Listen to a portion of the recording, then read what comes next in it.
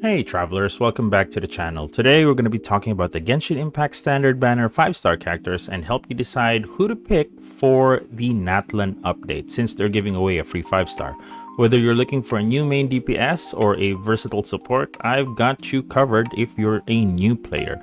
And if not, well, go get your constellation. I'm personally getting a Dia constellation because I want my Dia to be stronger, but it could be different for you, so let's jump right in. First up, we have the Dark Knight hero himself, Diluc. This Pyro Claymore wielder is known for his high, consistent damage output back in the earlier versions. Now there's probably a lot of different alternatives, but thanks to his infused pyro attacks, he's pretty straightforward and easy to use, and you can also use his elemental skill 3 times. He pairs very well with a lot of support characters, and that creates for devastating combos when you're using Vaporize and Melt reactions, which are one of the highest dealing damage reactions in the game.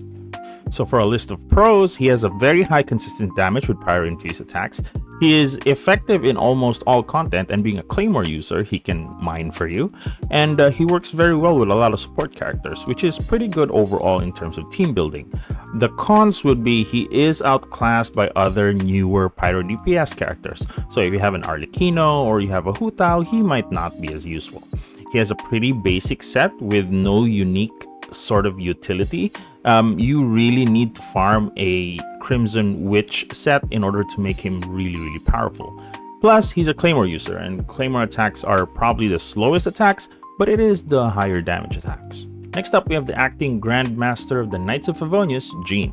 This Anemo sword wielder is a versatile support with excellent healing and crowd control abilities. Jean's burst not only heals, but it also deals damage and it cleanses debuffs. So she can pretty much fit into any team compositions, both old and new. Pros is, as I mentioned, she is a pretty versatile support with a lot of healing and crowd control. You can also play her around with newer characters such as Furina to increase Furina's damage using her fanfare stacks. Due to the way she scales pretty well with attack and energy recharge, making it a little bit easier to farm than, the crit variants.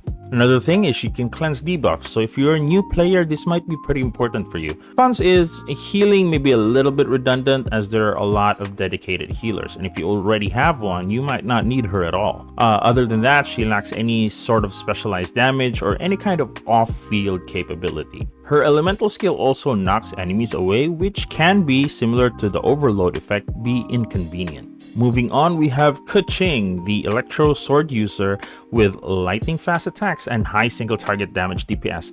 Keqing is personally my very first 5-star, so she does have a special place in my heart. So whether you build your Electro Keqing or your physical Keqing by using charge attacks, Keqing excels in dealing high damage very quickly, and she has a pretty agile playstyle that's perfect for people who like, the fast-paced teleporty combat.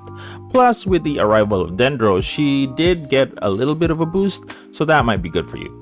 Her pros are, again, she is fast. She has an agile playstyle with a single high target DPS. With the arrival of Dendro, she has a lot of new flexible build options, so you're not really limited to all the same elemental effects.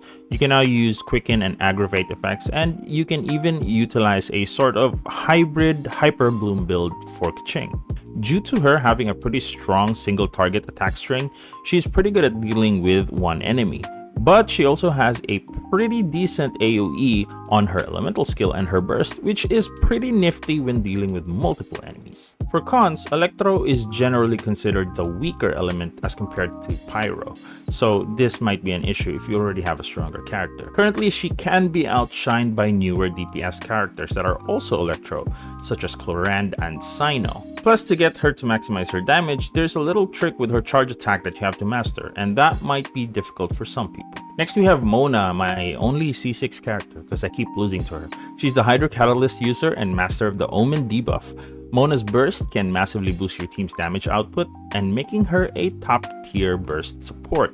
Her unique sprinting ability adds more mobility to your team. If you also have an Ayaka, then it's not so unique anymore, but that adds a little bit fun to her playstyle. For pros, she's an excellent burst support with high damage potential. Remember those 1 million damage showcases back in the day? They always involved the Mona. She has a pretty good hydro uptime, so this enables vaporize and freeze reactions to occur pretty quickly. Her unique mobility ascension passive as well as her elemental skill allows you to taunt enemies and actually lure them away from you, and instead they attack the thing that Mona creates, which is pretty good if you're a new player. For cons, her damage is highly burst dependent, so you really do need a different character to make full use of her burst, so she needs a good team synergy. Next is she's pretty fragile. She dies pretty quickly, so you gotta be careful. Lastly, she has a pretty high energy requirement. So without the proper support team, you may run into issues with building her burst, which can be a problem if you're a new player.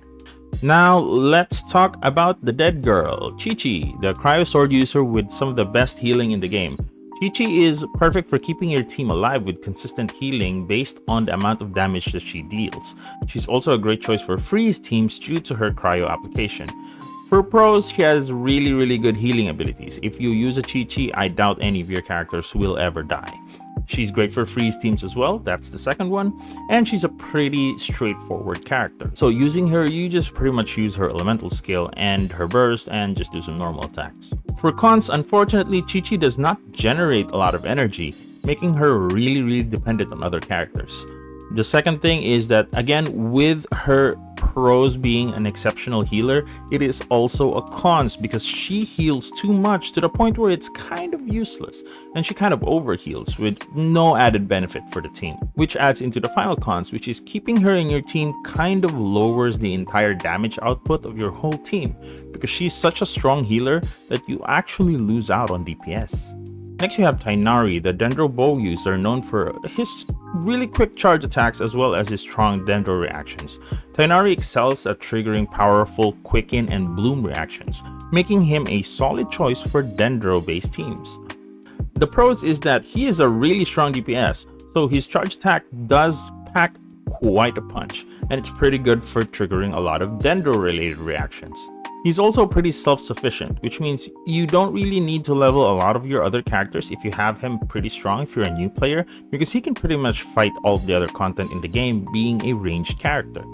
For cons, if you're a player that sucks at aiming, or if aiming is hard when using your phone in general, then this might be an issue. Next is she can be outshined by other Dendro DPS units.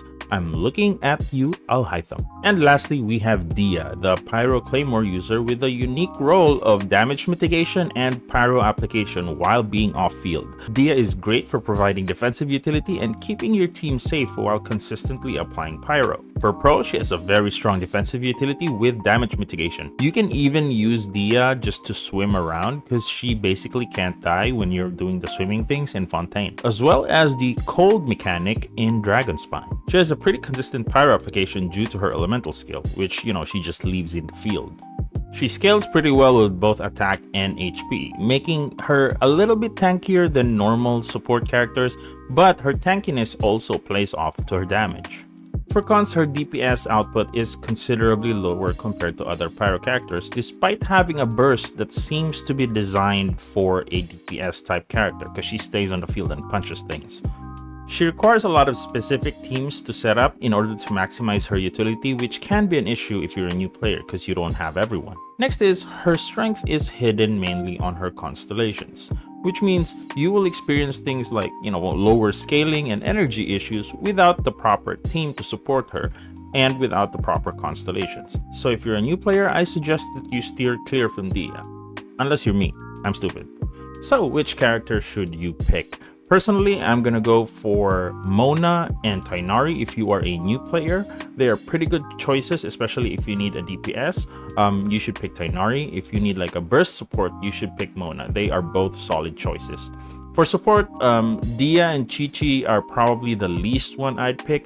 I'd rather you guys pick Jean than Dia or Chi-Chi. But ultimately, that's just a suggestion. It all comes down to what your current team really needs and your specific playstyle.